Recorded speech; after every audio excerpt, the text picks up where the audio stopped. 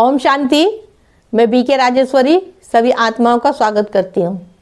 आज मैं आप सबको बताऊंगी कि योग के द्वारा हम अपने जीवन का परिवर्तन कैसे करें। देखिए, अगर आप ज्ञान में हो तो आप योग तो ज़रूर करते होंगे, क्योंकि आप बाबा के बच्चे हो। आप उसकी श्रीमत पे चलते होंगे ज़रूर, तो आप योग भी करते होंगे। लेकिन योग किसका कितना पावरफुल है, स्थिति किसकी कहाँ तक कितनी अच्छी है, वो इंसान को अपने आप को पता होगा। आपको देखिए, जो नए बच्चे हैं उन्हें परेशानी भी आती है थोड़ी सी, क्योंकि उन्हें ढंग से समझ नहीं है कि कैसे बाबा को याद करना है, क्या बातें करनी है, कहाँ शांति धाम है, कैसे इमर्ज करना है। तो किसी बच्चों को इन बातों का पता नहीं है और योग करने बैठते हैं तो फिर व्यर्थ के संकल्प आते हैं। अब व्यर्थ के संकल्प को कैसे रोकें? मन में इधर उधर की बातें आ जाती हैं, मन एकाग्र नहीं हो पाता। बातें कैसे करें बाबा से, क्या बातें करें? जब हमारे अंदर ये सब बातें होंगी तो हम अपने जीवन का परिवर्तन कैसे करेंगे? इसके लिए तो ज्ञान को समझना पड़ेगा और ज्ञान की गहराई में उतरना पड़ेगा।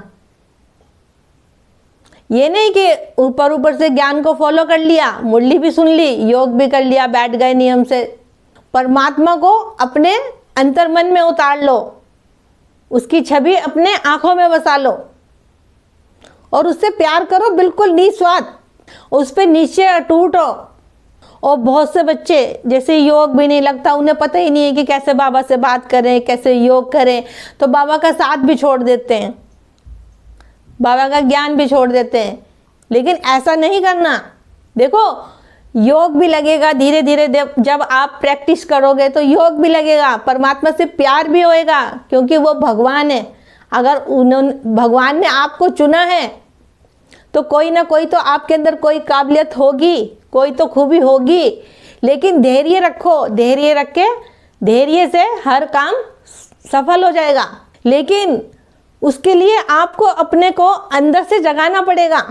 आपने सुना होगा कि जब जागो जब भी सवेरा है, तो अपने को अंदर से जगाओ। ये नहीं है कि आपको ये सब ज्ञान में फॉलो करना है तो आप कर रहे हो। देखो, ज्ञान का मतलब है क्या? ज्ञान का मतलब है एक समझ, अच्छी समझ, जिससे हमें एक अच्छी समझ मिले। देखो, जब हमारे अंदर एक अच्छी समझ होगी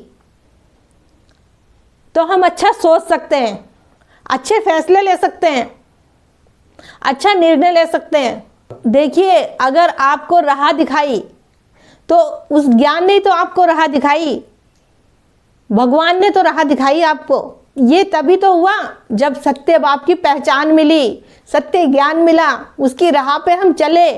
लेकिन चलना है दिल से। ये नहीं है कि रोज मुरली सुननी है, योग करना है और जबरदस्ती आप मुरली भी सुन रहे हो, योग भी कर रहे हो, तो ऐसे नहीं होगा। ये सब कुछ होगा जब आप दिल से करोगे, अंतर मन से करोगे, अपने को आत्मा समझ परमात्मा से बात करोगे, उससे बातें करोगे। सब में बड़ी बात तो ये है कि ज्ञान को समझने से पहले आपको अपने को आत्मा निश्चय पक्का करना पड़ेगा। ज्ञान आपकी बुद्धि में जब भी ठहरेगा जब आप अपने को आत्मा देखोगे, नहीं तो आपकी समझ में नहीं आने का। आप अपने को आत्मा निश्चित करोगे कि मैं आत्मा हूँ, ये शरीर नहीं है, तो फिर आपके जीवन का परिवर्तन होना शुरू हो जाएगा। और परमात्मा पे निश्चय, देखो, परमात्मा पे निश्चय भी नहीं है, कभी मन इधर जा रहा है, कभी उधर जा रहा है, क्योंकि भक्ति मार्ग में बहुत पूजा पाठ करा, बहुत मंदिरों में जाके बहुत मांगा है। तो पहले परमात्मा पे निश्चय हो कि परमात्मा निराकार एक ज्योति बिंदु है, उसका कोई शरीर नहीं है। ये चीज़ पक्की करो अपने अंदर।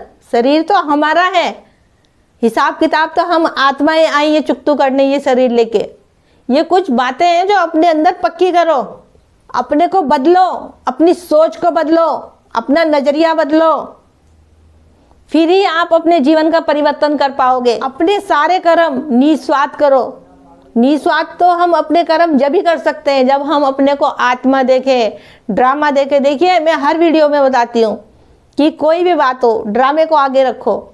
ड्रामे को आगे रखोगे, ड्रामा को आगे रखोगे तो कभी भी निराशा नहीं होगी। और परिस्थिति तो आएंगी, लेकिन ड्रामा आगे रहेगा तो कभी भी हिम्मत नहीं टूटेगी।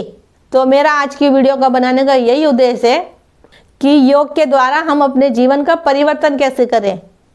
तो ठीक है, फिर चलती हूँ, कल फिर मिलूंगी कोई नए टॉपिक के साथ। जब तक के लिए ओम शांति, ओम शांति।